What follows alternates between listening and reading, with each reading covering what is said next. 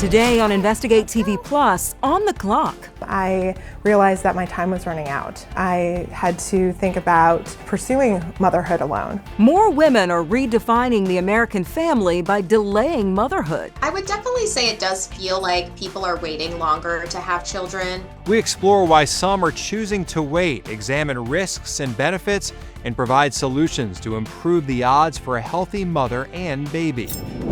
Then, treatment for breast cancer caused her hair to fall out. I have a picture that I sent to her with just clumps of hair in the sink. And as her hair became thinner, she decided the disease would not define her. I was going to try not to do this. We reveal the moment she was inspired to find strength in the midst of her toughest battle. Plus, hear her powerful message to cancer patients. And good fortune. Zoltar is here to tell you you can believe it. It's a future no one could have predicted. We reveal the hunch that brought a piece of silver screen nostalgia back to life. In-depth stories that inform and inspire. You're watching Investigate TV Plus.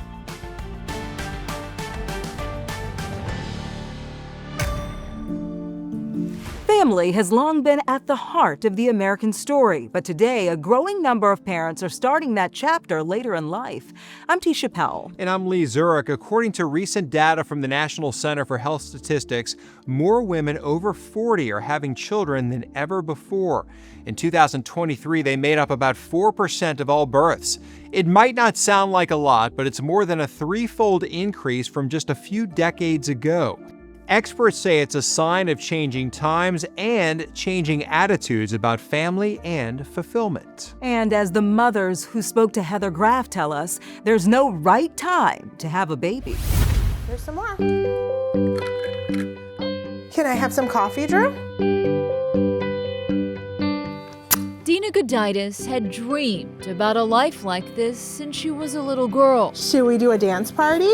But the path here wasn't exactly what she pictured. It was during COVID that I realized that my life was not the way I had envisioned it to be.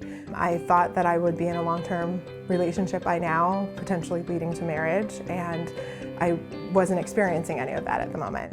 Okay, let's go. The DC area mom spent much of her early adult life building a name for herself in the professional world. Then, as her 40th birthday approached, she says she was ready to start building a family. Oh, good job. I realized that my time was running out. I had to think about pursuing motherhood alone. And with the support of loved ones and friends, that's what she did.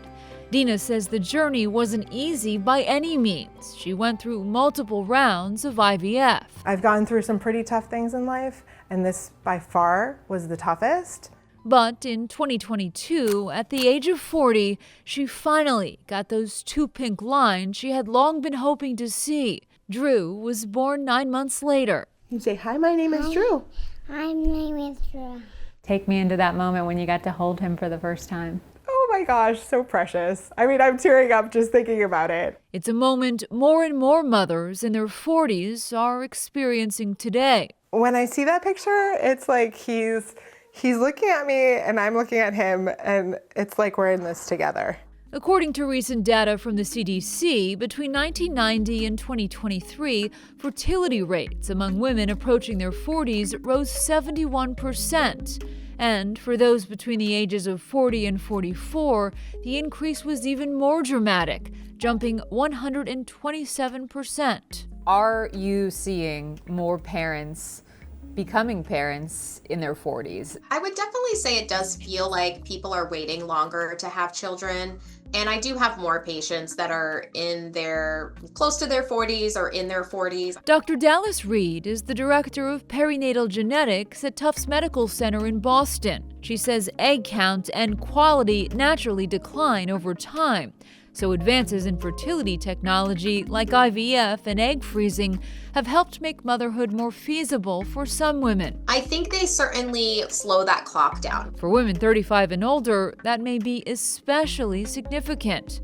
According to Reed, birthing parents in that group are considered advanced maternal age because there's a greater risk of certain complications for them and their babies. There can be an increased risk of chromosomal issues with the embryos or fetuses that can cause miscarriages or genetic conditions in fetuses. It can just become harder. The decision to wait isn't always intentional, as many couples struggle with infertility. But Reed notes putting off parenthood can also have advantages, with parents having more time to build financial security and life experience. Helps the couple, but also the child, give them that good foundation to be able to excel. My goal always was to live some life before settling down. In South Carolina, Tony Chamness-Job says she was in no rush to jump into motherhood. I didn't have any type of biological clock ticking. She and her husband Bucky got married in 2012 and decided about 7 years later they were ready to take on a new chapter, growing their family. They do all the testing and basically told me that even with doing IVF, my chances of conceiving were very low. They decided to try to conceive naturally, but already in her 40s, Tony says she knew the odds were stacked against them. When women hit that age, their chance of getting pregnant in any given cycle is less than 5%. I had just kind of assumed it wasn't going to happen. Until 2021. That is when everything changed. We got, that little surprise. At 44 years old, Tony gave birth to her little surprise and named him Cash. Having this journey and this experience has made me who I am and part of the reason why I am the mom that I am. Still, she does think about the future and what that might look like. I try not to have any regrets in life, and I definitely don't with him whatsoever, but there is a chance that Bucky and I may not become grandparents. We hope so, but there is a good chance that that may not happen during our lifetime. This one? Yeah, that's you. Dina says if she could do it all over again, she would have started thinking about her fertility journey earlier. But like Tony, she has no regrets. Do you view your age as an asset in motherhood? Absolutely. What about this one? And even though Dina's still learning how to balance it all. Life is all about a game of Tetris. We looked and we saw him, the cat in the hat. It's a game. She says she's already won. What do you love the most about being a mom? Feeling like I'm experiencing the world through new eyes for a second time. And I'm so excited to see the boy and the man he'll become. Yeah. One other interesting takeaway from the CDC's research, not only are more women over 40 having babies than ever before, for the first time ever, they've also surpassed the teen birth rate.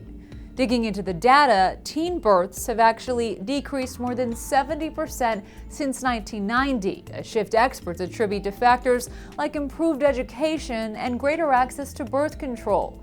Dr. Claire Brindis of UCSF's Adolescent and Young Adult Health National Resource Center says this is good news. It gives me hope that a variety of strategies that have been implemented across the country are paying off. We've had a very extensive revision in the types of sex education that we offer young people. It's really exciting to see progress in this very important public health problem. In 1990, teens made up nearly 13% of all U.S. births. In 2023, though, just 4%. For women of any age planning to have children, the CDC says there are steps you can take to increase your chances of a healthy pregnancy. Among the recommendations, talk to your healthcare provider about your health history. Get 400 micrograms of folic acid daily, cut out tobacco and alcohol, and maintain a healthy weight. Still ahead, it's one of the most difficult and deadly conditions to diagnose, but a new test could be a game changer for doctors in the emergency department. We examine how a simple blood sample could expedite life-saving care. But first, her breast cancer diagnosis was devastating, yet she says the real trauma came after starting treatment. Being in the shower and washing my hair and having those handfuls come out. We take an in-depth look at hair loss during chemotherapy and how a survivor's own experience helped her find strength.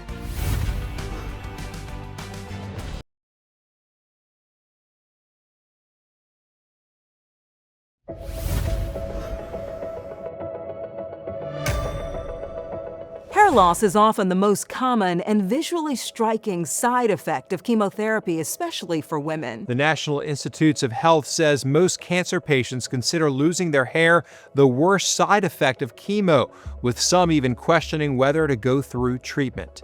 The reason chemotherapy causes hair to fall out is because as chemo does its work against cancer cells, it also damages hair follicle cells. Hair loss generally becomes noticeable after 3 weeks.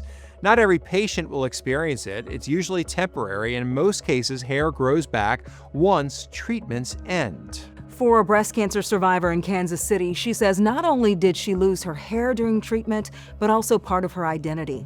Reporter Sharon Chin shows us how she found strength during her fight and inspires patients to do the same during their own battle. And check your balance again on both sides. Lisa Steinhauser has always loved hair. Stay over here. There you go. She not only teaches it, Just a tiny bit out there on that corner. it's her craft, artistry, and expression. So you just grab that out of the way and then you can... As long as she can remember, hair has always been Lisa's thing. Hair means a lot to you. It sure does. Yep. So when I knew I was going to lose my hair, that was pretty hard because I had a lot of it. Sorry. It was December of 2021 when Lisa went in for a routine mammogram. Had a spot that they were concerned about, so I really was not expecting it to be anything at all, but it was. It was. Yeah, I was diagnosed with triple negative breast cancer. An aggressive and invasive type of breast cancer that lacks 3 main receptors: estrogen, progesterone, and the HER2 protein. The cause or what drives it is unknown. Because of this, treatment is intense. 6 rounds of chemo. Yeah. That's brutal. It was. It was not fun. I went every 3 weeks. And then the strands started to fall. Being in the shower and washing my hair and having those handfuls come out. I started taking pictures and sending it to my mom. It started with handfuls. And then I have a picture that I sent to her with just clumps of hair in the sink. And within those clumps, Lisa's identity, expression, and self-confidence. I was gonna try not to do this. It's okay. If it is, it's okay. It's part of the journey. I decided that that was not gonna define me. I was gonna rock that bald head. And boy, did she ever. So I decided just to go ahead and shave everything that was left off. Get in there. The fun thing was I had my grandkids do it for me. And through it all, Lisa found her strength and herself. The biggest thing I want people to learn is don't think there's not hope. No matter what. No matter what's happening, you don't know. There is going to be hope. And just keep fighting. Wigs and other scalp coverings for cancer patients may be covered by health insurance, and studies show when applied to the scalp, the topical solution minoxidil, also known by the brand name Rogaine, can help speed hair growth after cancer treatment. It should not be used during treatment because it could make hair loss worse. It was so inspiring to see her ring that bell. Yeah, it really was. Just the range of emotions in that story when she's tearing up and you see the hair, but left us inspired, I think. Yeah, for sure. Up next, every year there are nearly 2 million cases in the United States, but one of the problems with sepsis is that sepsis looks like a lot of things, and a lot of things look like sepsis. we take an in-depth look at the difficulties doctors face diagnosing this deadly condition and a solution expediting treatment. Then later, a bit of movie nostalgia comes to life in the Nevada desert. We take you inside a company that makes fortune-telling come true.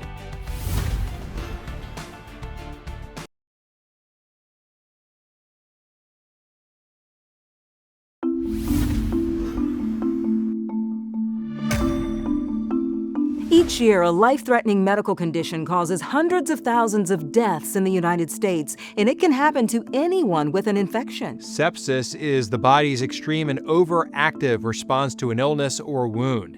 If not treated early enough, sepsis can lead to widespread inflammation, which can cause tissue damage, organ failure, or death. Doctors say fast diagnosis in emergency departments remains a challenge due to several factors, including vague symptoms, which overlap with other conditions. But a rapid diagnostic test developed in Baton Rouge, Louisiana, has been described by some as a game changer.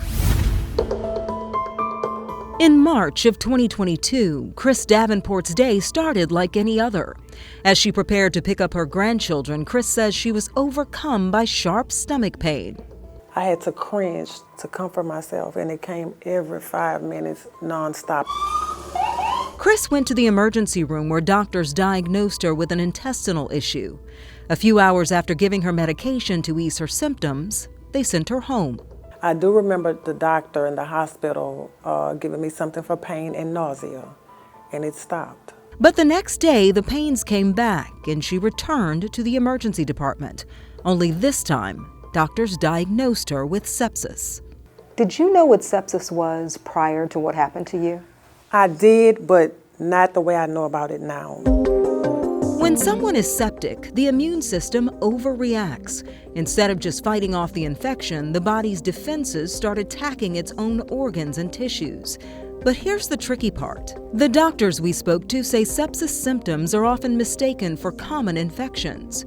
We're talking pain, fever, rapid heart rate, and less common signs like confusion, shortness of breath, and clammy or sweaty skin. One of the problems with sepsis is that sepsis looks like a lot of things, and a lot of things look like sepsis. Dr. Bud O'Neill is the medical director at Our Lady of the Lake Regional Medical Center in Baton Rouge.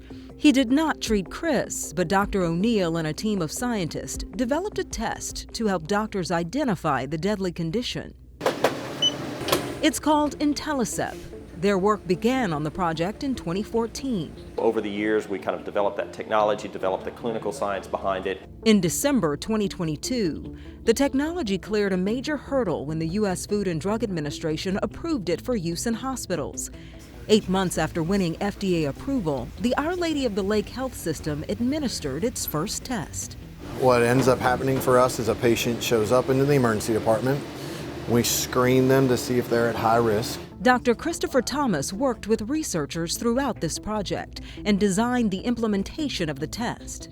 So where does this specimen go in here? So this is the module in which they insert the actual specimen from the patient, and then where they do their work is right here. IntelliCep uses a blood sample to squish white blood cells to see how they react. Healthy cells typically bounce back, while septic cells stretch or flatten out as a result. What this machine specifically is looking at is your personalized white cells. In under 10 minutes, results determine if the patient falls into one of 3 risk bands. If the test shows a high probability of sepsis, then we want our teams to say, go get that patient, start the treatment, assume it's sepsis. We're going to work on that toss and then time the release. There you go. As for Chris, she did not receive the test, but it was not fully available at the time of her infection. She spent over a month in a medically induced coma, and doctors amputated both her feet and hands. Following months of recovery, Chris says her goal now is to raise awareness. For his part, Dr. O'Neill hopes IntelliCep becomes part of the standard of care in hospitals because he says it's proven to save lives. Every week, there is one patient who goes home to their family that would not have otherwise gone home without this technology.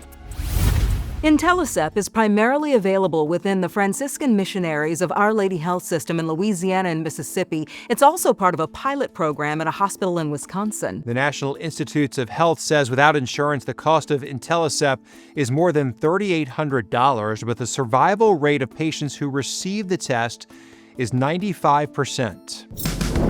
Up next, drop a coin and learn your future. And wisdom is priceless. Or maybe not. We take you to the company conjuring up movie memories.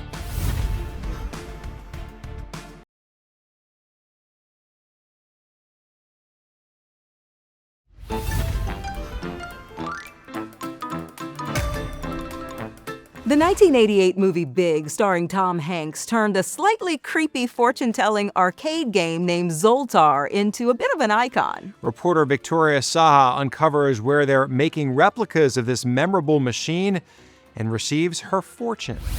Wisdom is priceless. And the man behind Zoltar's wisdom is Olaf Stanton, owner and founder of Characters Unlimited. 2006, we stumbled onto the Zoltar trademark, which they had not trademarked Zoltar since the movie in 1988. Olaf, explain to me what goes into making Zoltar. We start with making a cast of the head. That's made out of a rigid latex material, and then we send that to our guys that do the animation in it. Makes the eyes move, makes the mouth move, and then we got the body cavity, which has an arm movement and a head movement in it. But before they made Zoltar, Stanton, a Wisconsin native, made and sold characters right out of his car. Sometimes we'd have to sleep in the van because we didn't have a room or we didn't make a sale yet, but we started literally with nothing. From nothing to a production house filled with different characters. The main attraction, of course, is Zoltar himself, with 4,000 of the fortune teller machines sold worldwide. Why do you think it's gotten so popular? Well, I think people have always been fascinated by fortune teller machines. I mean, it's like one of the oldest arcade games there is. So, of course, I had to give it a try. He who laughs last thinks slowest. Stay alert, my friend. The heart of a grateful man is delighted to return a benefit received. Okay, while I process my fortune, Stanton says the orders for Zoltar are all different. This is DJ Zoltar, ready to be shipped out. We're taking Zoltar to the next level. Where do you think that next level is? I just keep plugging along with hard work and perseverance, and you just take opportunities as they come. And the worldwide name is backed up with the help of Stanton's children, helping make every order that comes in. Zoltar is here to tell you you can believe it. Believe it or not, it's all done right here in Boulder City, Nevada. And that's it for us on Investigate TV Plus. I'm Lee Zurich. And I'm Tisha Powell. Thanks for watching. On the next Investigate TV Plus, a critical source of power in an emergency comes with a potentially deadly threat. They call it the silent killer, and it really is. We had no idea. We break down a new federal warning about how far generators should be from homes and the steps you can take to help protect your family.